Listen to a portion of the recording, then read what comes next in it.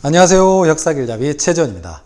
오늘은 1960년 3월 15일에 있었던 제4대 정부통령 선거, 이름하여 3.15 부정선거에 대해서 한번 살펴보도록 하겠습니다. 노골적인 3.15 부정선거에 저항해서 학생들과 시민들이 들고 일어나는 사건, 혹시 알고 있습니까? 바로 1960년 4.19 혁명입니다.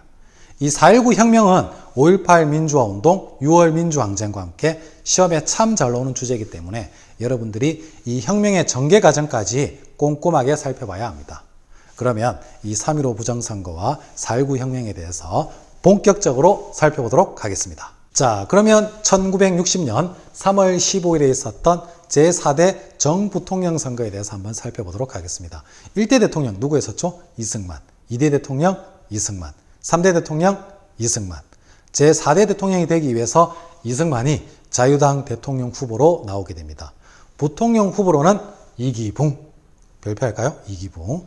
그리고 민주당에서는 대통령 후보로 조병옥, 부통령 후보로는 장면. 나중에 장면 내가 갈 때 그 장면입니다. 사람 이름, 짜장면이 아닙니다. 당시 민주당 대통령 후보였었던 이 조병옥 선생이 1960년 1월 달에 이미 몸이 많이 아프다라는 보도가 나오게 되면서 이 대통령 선거를 원래는 보통 5월 달에 하는데 이 농번기를 피한다는 명목으로 3월 달로 앞당기게 됩니다.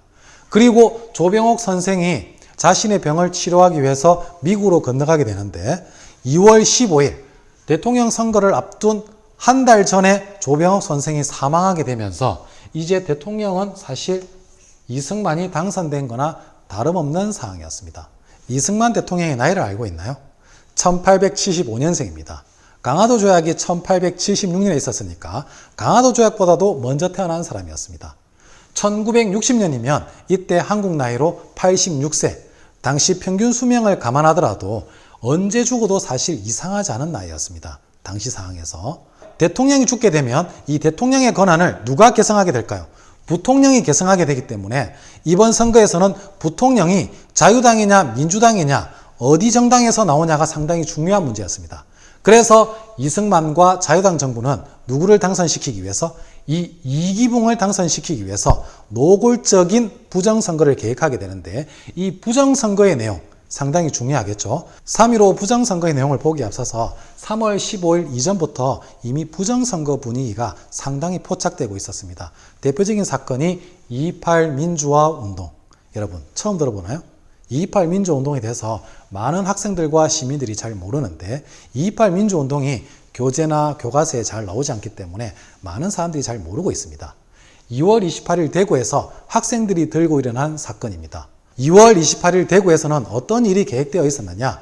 당시 민주당 부통령 후보였던 이 장면의 선거 유세가 있는 날이었습니다.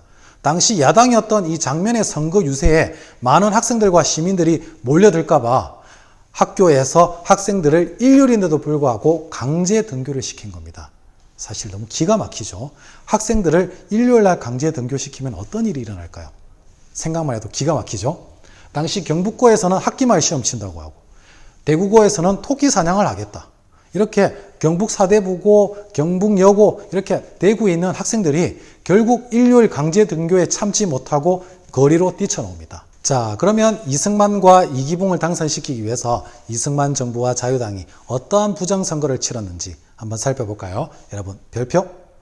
4할 사전투표는 이승만, 이기붕의 표가 투표가 시작되기도 전에 4할 40%가 꽉 차 있는 상태입니다. 그리고 3인조, 5인조 투표 3명, 5명 혹은 9명이 이렇게 조를 짜가지고 투표소에 가서 조장의 확인하에 이승만, 이기붕표 찍었니? 이렇게 체크한 다음에 투표함에 넣는 이렇게 조별 투표입니다. 그리고 자유당 완장부대를 동원해가지고 이 투표소의 분위기를 완전히 자유당이 장악하게, 완장이라는 것은 이쪽에 차가지고 자유당, 이렇게 자유당, 자유당. 사실 나는 자유당을 찍지 않을 건데 이렇게 민주당 찍을 건데 투표소 분위기가 완전히 자유당으로 이렇게 꽉 차 있으면 투표할 때 상당히 심리적으로 압박감을 느끼게 되겠죠. 그래서 이 자유당 완장부대를 동원해가지고 투표소 분위기를 완전히 자유당 분위기로 몰아갑니다. 그리고 야당 참관인은 이 자유당이 아닌 야당 사람들이 투표가 제대로 치러지는지를 참관, 보면서 관찰하는 사람들을 축출, 내쫓아버리거나 매수하거나 이렇게 해서 투표를 완전히 조작하는 겁니다. 그리고 투표함 바꿔치기, 이렇게 노골적인 부정선거가 치러지면서 무려 이승만, 이기붕의 표가 90% 이상을 득표하게 되니까 나중에는 득표율을 낮추게 되는 웃지 못할 상황까지 발생하게 됩니다. 이러한 3.15 부정선거에 저항해서 광주와 마산 지역의 학생들이 들고 일어나게 됩니다. 특히 여러분 별표할까요? 마산 상고 1학년이었던 이 김주열 학생, 이 김주열 학생이 시위에 참여했다가 행방불명되게 됩니다. 그런데 4월 11일 날 마산 앞바다에 이 김주열 학생의 시신이 떠오르게 됩니다. 경찰이 쏜 체류탄의 오른쪽 눈을 맞고 사망하게 되고, 경찰은 이 시신을 바닷가에 이렇게 그물로 해가지고 시신을 유기했겠죠. 그런데 이 민주투사적인 물고기들이 그물을 뜯어먹으면서 이 김주열 학생의 시신이 바다 위로 이렇게 떠오르게 됩니다. 이 시신이 마산 도립병원에 이렇게 안치되게 되면서 마산 시민들이 그 김주열 학생의 시신을 보고 완전히 흥분했겠죠. 그러면서 마산 2차 시위로 전개되게 됩니다. 그리고 이 시위가 전국적으로 확산되게 됩니다. 그러면 이 마산 상고 1학년이었던 김주열 학생, 마산 남동생에서 이제 국민 남동생으로 이제 등극하게 되는 겁니다. 국민 남동생의 원조입니다. 김주열. 이 김주열 학생 4.19 혁명의 도화선이 되었기 때문에 상당히 중요한 인물입니다. 반드시 기억해야 돼요. 마산에서 시작된 시위가 전국적으로 확대되게 되고 4월 18일 이르게 되면 고려대학교 학생들도 시위에 참여하게 됩니다. 그래서 고려대학교 학생들은 4.19라는 말 대신에 4.18이라는 명칭을 쓰기도 하더라고요. 이 고려대학교 학생들이 집으로 돌아가는 길에 정치 깡패의 습격을 받아가지고 한 명이 사망하고 수십 명이 부상을 당하게 됩니다. 이 정치 깡패 누가 보냈을까요?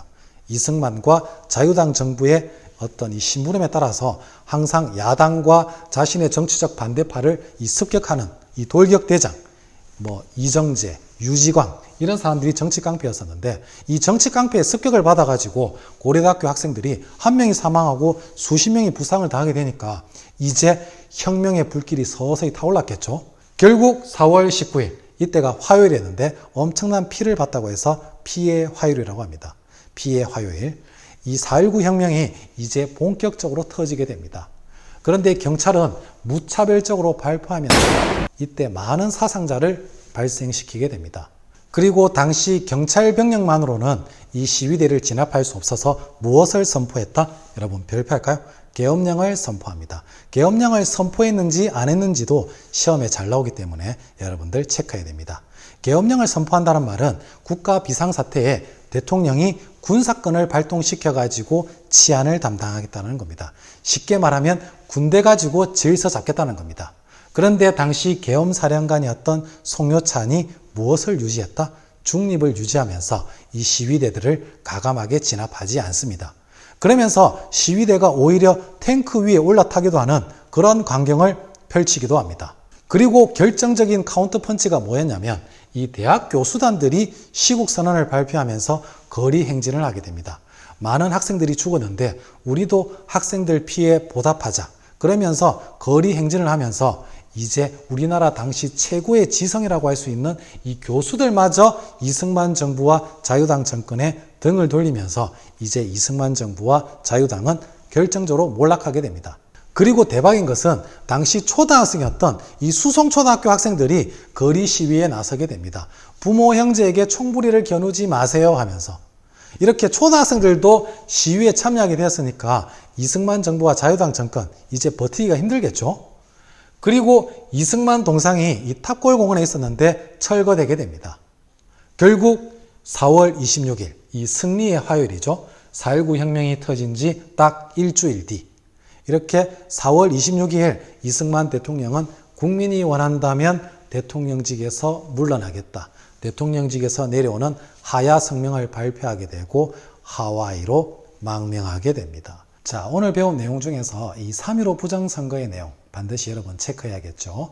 그리고 3.15 부정선거가 있기 전에 2월 28일 대구에서 2.28 민주화운동이 일어났다는 점, 그리고 4.19 혁명의 도화선이 되었던 인물 반드시 체크해야겠죠. 마산 남동생에서 국민 남동생으로 등극하게 되는 김주열 열사, 그리고 계엄령을 선포했다는 점, 이 선지가 참 시험에 잘 나옵니다. 그리고 이승만 정부와 자유당 정권의 결정적인 카운터펀치를 날렸었던 대학 교수단의 시국선언, 그리고 가두 시위. 이 사진이 너무나 시험에 잘 나오기 때문에 여러분 이 사진을 보고 4.19 혁명이구나 반드시 기억하면 되겠습니다. 저는 다음 시간에도 재밌고 유익한 내용으로 여러분들을 찾아오겠습니다. 여러분 수고 많았습니다.